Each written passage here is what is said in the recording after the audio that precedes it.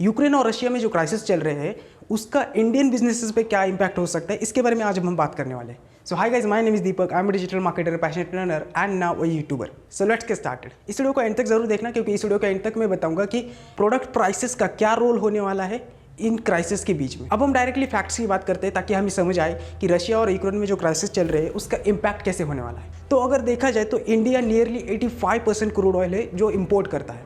Import का मतलब बाहर के देशों से मंगाता है। तो अगर देखा जाए तो रशिया 12% मार्केट शेयर कैप्चर करता है क्रूड ऑयल की। और अगर आप क्रूड ऑयल के प्राइसेस देखेंगे तो ऑल टाइम हाई है, यानी कि $105 पर बैरल जो प्राइसेस चल रहे हैं ये बहुत ही ज़्यादा हाई है। 2014 से अब तक के सबसे ज़्यादा हाई प्राइसेस में इसे काउंट किया जाता है। तो अब आप कहेंगे कि इसका बिजनेस पर क्या इम्पैक्ट होगा। देखो, अगर क्रूड ऑयल महंगा पड़ता है तो हमें डीजल और पेट्रोल भी महंगा हो जाता है, क्योंकि क्रूड ऑयल से ही हम पेट्रोल और डीजल को निकालते हैं और बहुत सारे केमिकल्स निकालते हैं, लेकिन पेट्रोल और डीजल मेन होता है। तो अगर क्रूड ऑयल के प्राइसेस बढ़ेंगे तो पेट्रोल और डीजल के भी बढ़ेंगे। और इंडिया नियरली 85% इंपोर्ट करता है, इसका मतलब इंडिया में भी पेट्रोल और डीजल के प्राइसेस बढ़ेंगे। और आप कहेंगे कि अभी तक क्यों नहीं बढ़े, क्योंकि अभी इलेक्शन चल रहे हैं। जब तक इलेक्शन खत्म नहीं हो जाते तब तक प्राइसेस नहीं बढ़ेंगे, यानी कि मार्च एंड तक ये प्राइसेस बढ़ जाएंगे। सो पेट्रोल और डीजल के अगर प्राइसेस बढ़ते हैं तो हमारे शिपिंग्स और लॉजिस्टिक का खर्चा भी बढ़ जाता है। कोई भी बिजनेस हो उसे उसमें जो शिपिंग आती है, लॉजिस्टिक्स आती है, या फिर डिस्ट्रीब्यूशन नेटवर्क हम सेटअप करते हैं, डिस्ट्रीब्यूट करना होता है प्रोडक्ट को, तो उसमें जो कॉस्ट आती है उसमें पेट्रोल और डीजल की भी कॉस्ट होती है।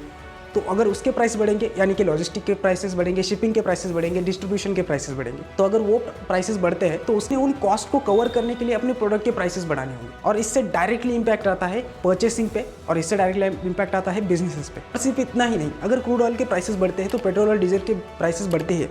अब उसके साथ लॉजिस्टिक भी आया, शिपिंग भी आया, लेकिन उसी के साथ रॉ मटेरियल की प्राइसेस भी बढ़ते हैं, क्योंकि उन्हें भी तो शिपिंग चार्जेस लगते हैं, उन्हें भी तो लॉजिस्टिक का कॉस्ट लगता है। तो रॉ मटेरियल के प्राइसेस और बढ़ेंगे, इसका मतलब है और प्रोडक्ट के प्राइसेस बढ़ेंगे। दूसरी जो बात है वो है कि हम जितना भी सारा इंपोर्ट्स करते हैं, जो भी प्रोडक्ट्स हम इंपोर्ट करते हैं या फिर जो भी चीज़ें हम इंपोर्ट करते हैं, उसमें से 1.6% हम रशिया से इंपोर्ट करते हैं। और जितना भी हम एक्सपोर्ट करते हैं उसमें से 1.3% हम रशिया को एक्सपोर्ट करते हैं। तो इस वॉर की वजह से इंपोर्ट और एक्सपोर्ट पर बहुत ज़्यादा इफेक्ट पड़ता है। तो इस वजह से इंपोर्ट और एक्सपोर्ट बहुत हद तक रुक जाता है। तो इसका मतलब है जो 1.6% हम इंपोर्ट करते हैं वो भी बहुत हद तक कम हो जाएगा, और जो 1.3% हम एक्सपोर्ट करते हैं वो भी बहुत हद तक कम हो जाएगा। तो जो बिजनेसेस एक्सपोर्ट पे डिपेंड है या फिर इंपोर्ट पे डिपेंड है, तो उनके लिए ये बहुत बड़ी प्रॉब्लम हो सकती है। अगला जो बड़ा इंपैक्ट होने वाला है वो है फार्मास्यूटिकल इंडस्ट्री पे, क्योंकि इंडिया तीसरे नंबर पर आता है फार्मास्यूटिकल प्रोडक्ट को एक्सपोर्ट करने के लिए यूक्रेन में। तो अगर स्टैटिस्टिक देखे जाए तो इंडिया ने यूक्रेन को मोर देन $181 मिलियन से भी ज़्यादा फार्मास्यूटिकल प्रोडक्ट्स FY21 में एक्सपोर्ट किए थे। तो इस वॉर का इम्पैक्ट फार्मास्यूटिकल इंडस्ट्री पे सबसे ज़्यादा होने वाला है। और अगर हम एडिबल ऑयल की बात करें तो 60% ऑफ जो सनफ्लावर ऑयल है वो हम बाहर से देशों से मंगाते हैं, और इसमें यूक्रेन का बहुत बड़ा हाथ है। इस तरह से उस वॉर का इम्पैक्ट बिजनेस पे होने वाला है। तो स्टार्टिंग में मैंने कहा था कि प्राइसेस का क्या रोल हो सकता है इस वॉर के दौरान। तो अब जो भी मैं बताने वाला वो सिर्फ एक अजम्पशन है,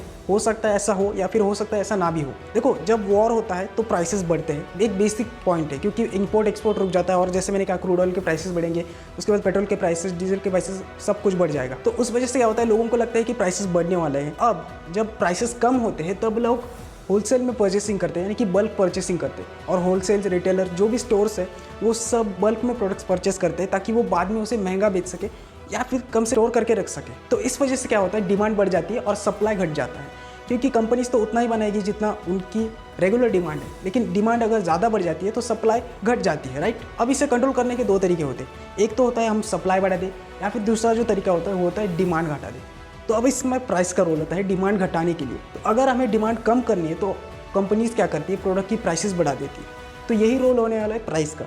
या तो प्राइसेस बढ़ेंगे ताकि डिमांड कम हो और प्रोडक्ट सप्लाई और डिमांड चेन सही तरीके से चलती रहे। तो अगर आपको क्रूड ऑयल और इन सारी चीज़ों के बारे में और जानना है तो मैं नीचे डिस्क्रिप्शन में स्टडी मटेरियल दे रहा हूँ, जिसके ऊपर आप जान सकते हैं कि रशिया और यूक्रेन में जो वॉर चल रहा है उसके ऊपर बिजनेस पे इम्पैक्ट क्या हो सकता है, टैक्स रेट्स कैसे बढ़ सकते हैं और क्या क्या हो सकता है। वो सारी चीज़ें आपको उन ब्लॉग्स पे मिल जाएगी। तो डिस्क्रिप्शन में उन ब्लॉग्स के लिंक्स मैंने दिए, please go and check it out. और अगर आपको ये वीडियो पसंद है तो प्लीज़ लाइक इट, और इस वीडियो को जितना शेयर कर सकते हो please share it. And thanks for watching.